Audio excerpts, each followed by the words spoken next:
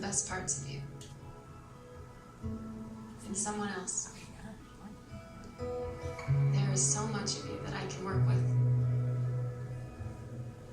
If I could take all that you think you are and 60% of what you actually are, I'd commit myself to you wholly.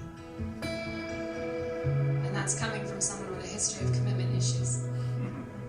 I went looking, found you, and thought I found it.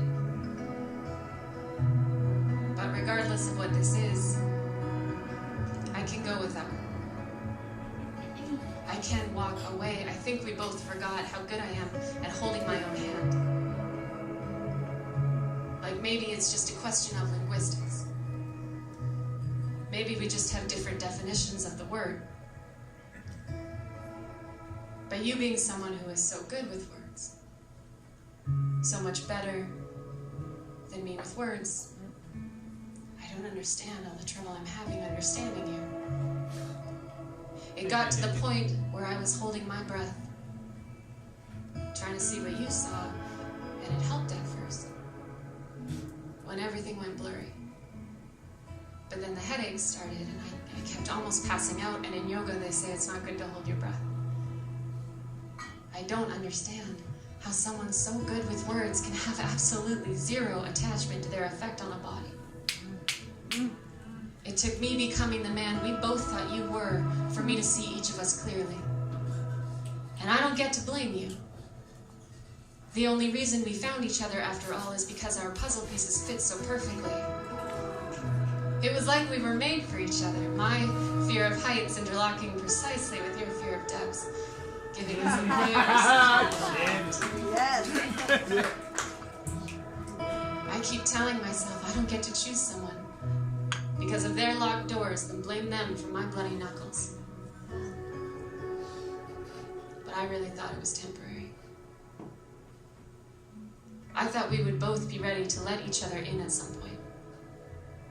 It was a genuine surprise for me to see I was standing alone, letting the heat out with my front door ajar. And I was certain that I was doing something wrong. That I had done something wrong, but open is open, right? I am so good at self-punishment. Also the reason we did so well together. So I guess I was the one that changed. Even though you were the one that lied, I was the one that betrayed us. I was the one that thought what we had was temporary, could be fixed, that a marriage bed could be made in red flags. Of course we still love each other. But what I learned from you is that there are better things, or more valuable things, or there's still hope in me that there is, and that is valuable. Walking away from this to avoid losing that seems worth it. It was okay for me to keep hurting myself in my 20s, cute even. It was kind of funny to keep trying to make brick walls into beds, in the way that staying in hostels is fun at 18, suffering and discomfort worth the adventure for the story. But I already know this story. Backwards and forwards with all of the alternate endings, I was trying to not know what I know. Ignoring the aches and the strains, I was stretching and contorting anything to find some relief.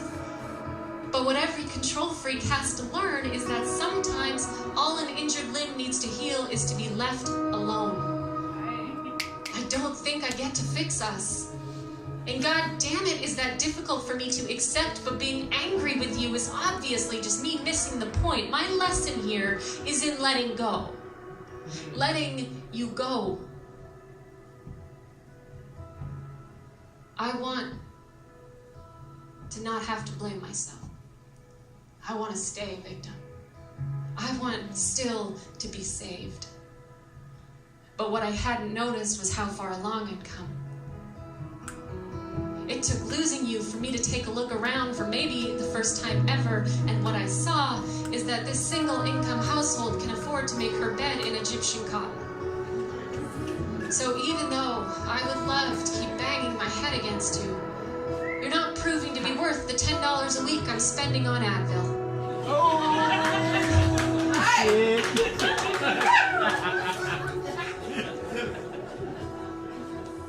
So in 2 weeks. Or 6 months. Or a year and a half.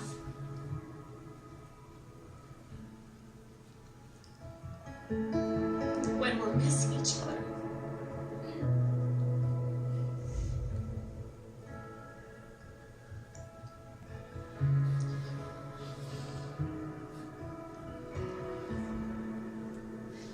We have to remind ourselves this was the best we could do.